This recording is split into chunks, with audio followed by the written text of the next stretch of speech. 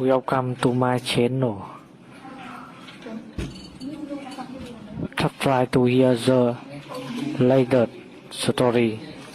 During the graduation ceremony, her best friend slipped something into my hand and said, "Take a look at this." Then she disappeared into the crowd. My girlfriend noticed that I was holding something and quickly asked, "What is that?" The moment she saw it, she burst into tears. I stood there frozen, the small USB drive burning in my palm like a live coal. Around us, thousands of graduates threw their caps into the air, screaming with joy. But I couldn't hear any of it. All I could see was the look on Kennedy's face, her eyes wide with terror, her mouth forming words that never came out. What is this?" she whispered, her voice barely audible over the celebration. I didn't know. I had no idea what was on that drive. But something in the way her best friend, Sloan, had pressed it into my hand told me everything was about to change. My name is Daniel. I'm 23 years old, and until 30 seconds ago, I thought I had my life figured out. I work as a junior architect at a firm in downtown Chicago. Nothing fancy, but it pays the bills, and I actually love what I do. Kennedy and I had been together for 4 years, since freshman year. We'd survived long distance when she studied abroad, family drama, broke college budgets, everything. I was planning to propose that summer.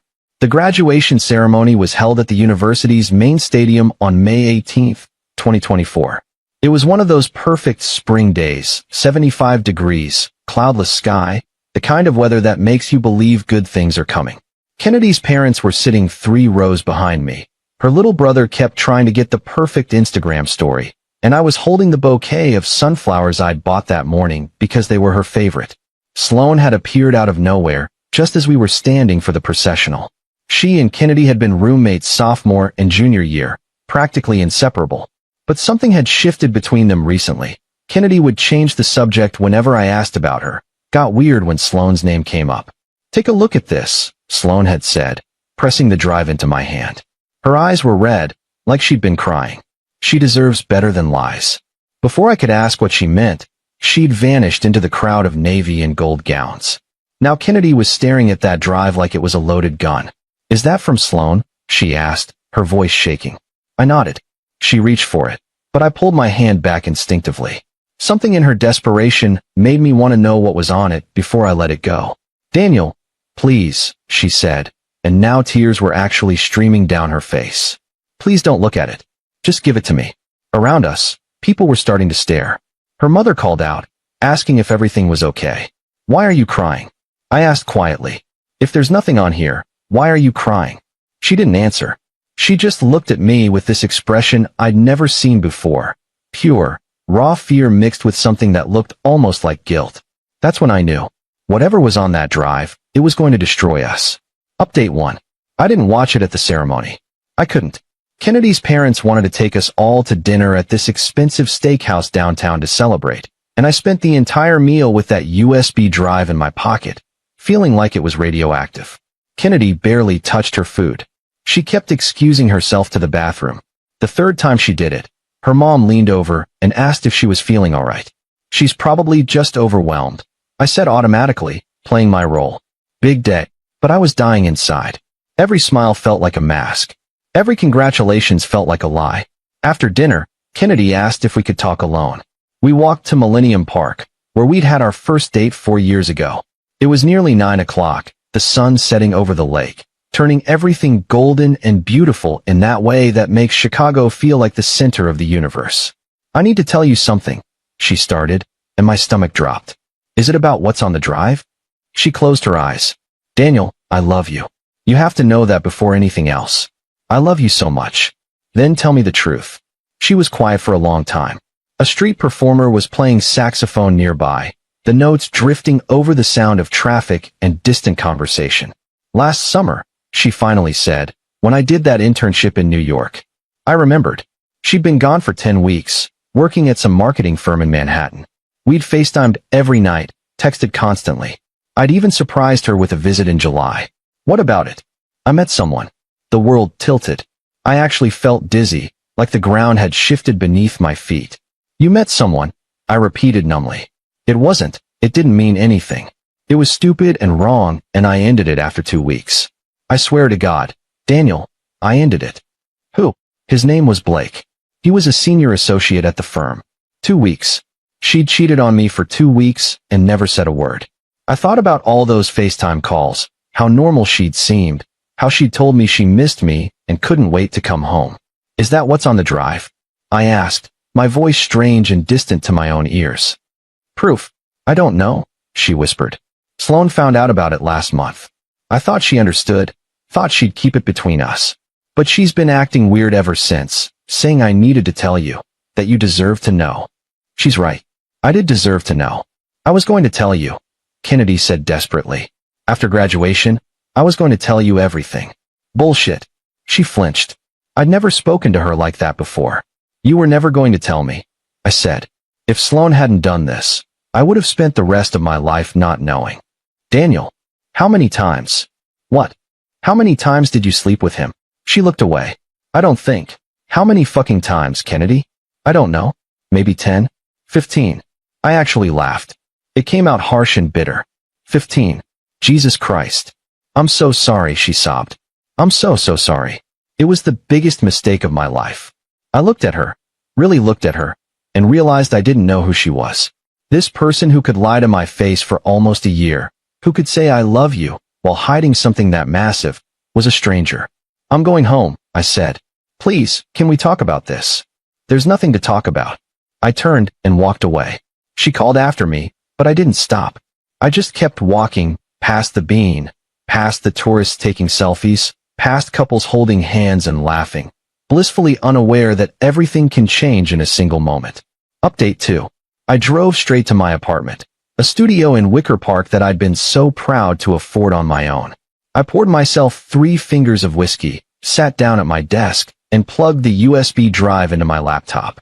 There was only one folder on it, labeled The Truth.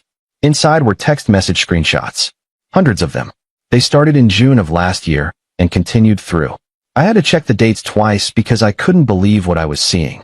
March 2024. 2 months ago. Kennedy, I miss you so much it physically hurts. Blake, then leave him. We've been over this. Kennedy, I can't. His family loves me. We have all these plans. Blake, plans you don't actually want. Kennedy, that's not fair. Blake, you told me you loved me. Kennedy, I do love you. God, I do. But Daniel, he's safe. Blake, safe is boring. Kennedy, safe is real. What we have isn't real. Blake, it felt pretty real when you were in my bed last weekend. I had to stop reading. I thought I was going to be sick. Last weekend, she'd told me she was visiting her cousin in Milwaukee. I kept scrolling. There were pictures too. Them together at restaurants, at some rooftop bar, in bed together with her head on his chest. In one photo, she was wearing the necklace I'd given her for our anniversary. But the screenshots weren't even the worst part. There were bank statements showing transfers from Kennedy's account to someone named Vanessa Hale, Blake's ex-girlfriend, apparently. Sloan had included a note explaining that Kennedy had been paying Vanessa $2,000 a month to keep quiet about the affair. Vanessa worked at the same firm and had found out about them in August. $2,000 a month. For 9 months. I did the math. $18,000. Kennedy worked part-time as a barista and did freelance social media management. There was no way she had that kind of money unless. My stomach sank as I remembered the conversations we'd had about her parents helping her pay off her student loans early. How she'd been so grateful, so relieved. How she'd said it was such a blessing to start her career without debt. She'd been using her parents' money to cover up an affair. I don't know how long I sat there, just staring at the screen. Eventually my phone started buzzing. Kennedy calling, texting, leaving voicemails I didn't listen to. Around midnight, my roommate Caleb came home from his own graduation celebration and found me still at my desk, surrounded by empty glasses. Dude, what happened? He asked. Kennedy's been blowing up my phone asking if you're here. I showed him everything. Holy shit, he breathed, reading through the messages. Holy shit, man. I'm so sorry. She lied to me for a year, I said. My voice sounded dead, even to me. A whole year. What are you going to do? I had no idea. Update 3. I didn't sleep that night. At 6 in the morning, I finally responded to Kennedy's messages with a single text. We're done. Lose my number. She showed up at my apartment at 7:30. I wouldn't let her in. Please, she begged through the door. Please, just let me explain. You've been fucking him for a year, I said flatly. You used your parents' money to pay off his ex. What else is there to explain? Silence. Then, you looked at the drive. Yeah, I looked at the drive. All of it. Daniel, please open the door. No. I love you. I know you don't believe me, but I love you. I made terrible mistakes, but we can fix this. We can go to counseling, we can. There is no we anymore. I heard her slide down to sit against the door. She was crying. These awful, gut-wrenching sobs that once would have broken my heart.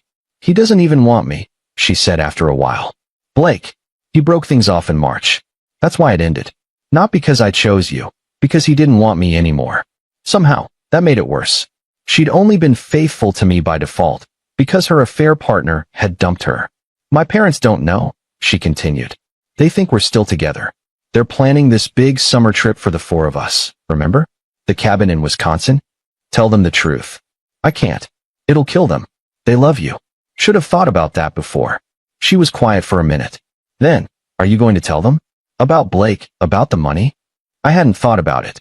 Part of me wanted her parents to know who their daughter really was. But another part of me just wanted this whole thing to be over. I don't know, I said honestly. Right now, I just want you to leave. Daniel. Leave, Kennedy. Please. Just leave. I listened to her footsteps retreating down the hallway, the sound of the building's front door closing. Then I finally let myself break down. The next few days were a blur. I called in sick to work, ignored my phone, barely ate. Caleb tried to get me to talk about it, but what was there to say? The person I'd planned to marry had been living a double life, and I'd been too stupid to notice.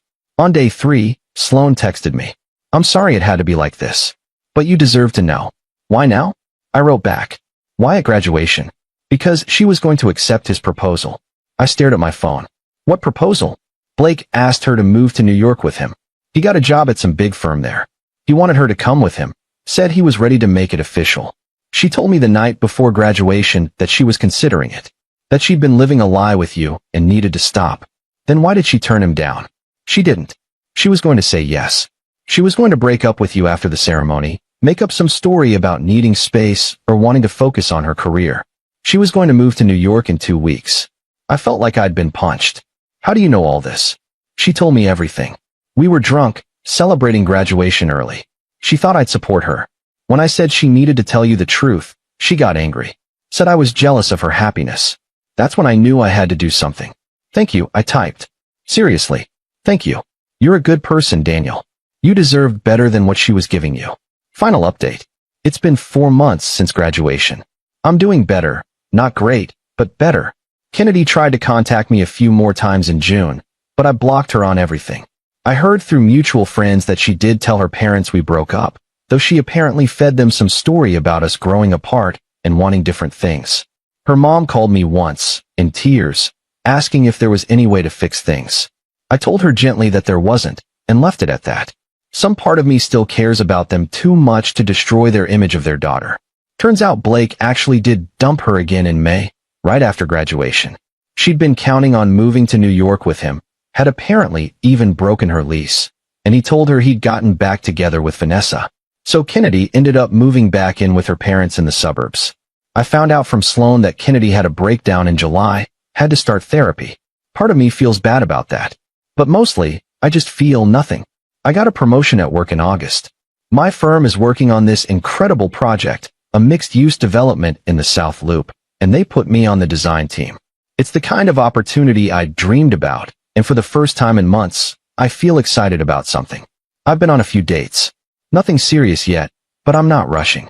I'm learning to trust my judgment again, to pay attention to red flags, to value honesty above everything else. Caleb says I'm different now, more careful, more guarded. He's probably right. I don't think you can go through something like this without it changing you fundamentally. But maybe that's not entirely bad. Maybe I needed to learn that not everyone who says they love you actually means it. I saw Kennedy once, in September, at a coffee shop near my office. She was with some guy I didn't recognize, laughing at something he said. She looked happy. I left before she could see me. I don't hate her. I thought I would, but I don't. Mostly I just feel sad, for both of us, for what we could have had if she'd been honest, for all the time we wasted on something that was never real. Sloan and I are friends now. She feels guilty about how everything went down, says she wishes she'd told me sooner, before I wasted a whole year. But I'm grateful to her. She gave me the truth when no one else would. That takes courage. I still have the USB drive. I don't know why I kept it. Maybe as a reminder. Maybe as proof that it all really happened.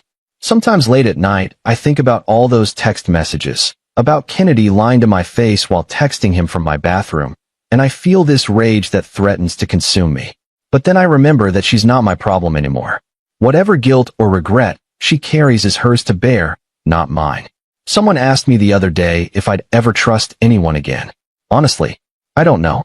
Right now, I'm just trying to trust myself, to believe that I'll recognize the warning signs next time, that I won't ignore my gut, that I won't settle for someone who treats love like a convenience rather than a commitment. The sunflowers I bought for graduation are long dead. I kept them on my kitchen counter until they'd completely dried out and started dropping petals everywhere. When I finally threw them away, it felt like closing a chapter. I'm 24 now. I've got a good job, a great apartment, friends who actually give a damn about me. I'm okay. Some days I'm better than okay. And if there's one thing I've learned from all of this, it's that the truth, no matter how much it hurts, is always better than living a lie. Edit 1. A lot of people have been asking about the $18,000 Kennedy paid to Vanessa. I never told her parents about that specifically, but I did send Sloane's evidence to Kennedy with a message saying she needed to come clean about where that money actually went. No idea if she ever did. Edit 2. Blake apparently got fired from his New York job in October for having inappropriate relationships with multiple employees. Guess some people never learn. Edit 3. I'm not looking for advice or sympathy. I just needed to write this all down to make sense of it somehow. If you're going through something similar, someone's handed you a metaphorical USB drive. I guess all I can say is, look at it. The truth will hurt like hell, but at least you'll know where you actually stand.